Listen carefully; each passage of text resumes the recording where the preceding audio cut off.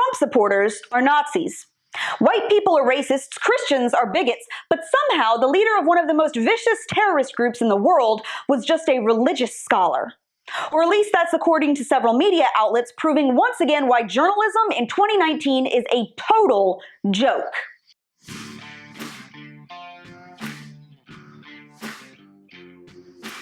President Donald Trump announced Sunday morning that U.S. Special Forces had killed ISIS leader Abu Bakr al-Baghdadi in a weekend raid on his compound.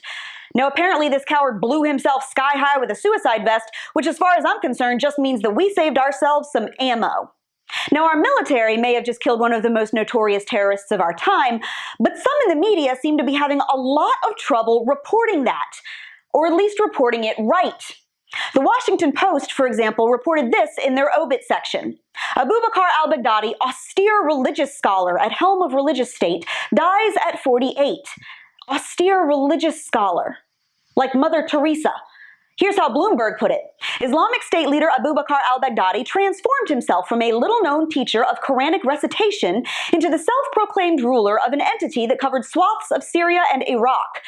Heck yeah, Bloomberg, not like he was a radical terrorist who raped and tortured and murdered people. Forget all that. You know, he was basically just Alexander the Great with a towel on his head. Now, since y'all seem to have forgotten, given that you have the memory of a dung beetle, that entity was the one that locked a Jordanian fighter pilot in a cage alive and lit him on fire. That religious state beheaded American journalist James Foley and published a video of it online. And that religious scholar was the sick freak who kept American humanitarian aid worker Kayla Mueller as his prisoner and raped and tortured her for 2 years before she died in an airstrike. So now I just want to get this straight though. Mike Pence's wife can teach at a Christian school that adheres to Christian standards on sexuality, and she's automatically an extremist bigot who should be publicly smeared. A dude in a MAGA hat is an automatic racist. All Trump supporters are Nazis, but an actual, honest-to-God, dyed-in-the-wool terrorist can abduct women and torture and rape them while launching a radical Islamic terrorist group that lights people on fire and lobs their heads off, then uploads it to YouTube. And he's just a religious scholar who taught people the Quran. Y'all remember when Donald Trump tried to point out that not every single person in Charlottesville was a skinhead? And you guys all but filleted him for it. But apparently to the media, there are plenty of very fine people over there with ISIS. See this right here? You arrogant, self-righteous knobs. This is why everyone hates you. The United States military just killed one of the most brutal, violent cockroaches in human history, and you all but call him Gandhi.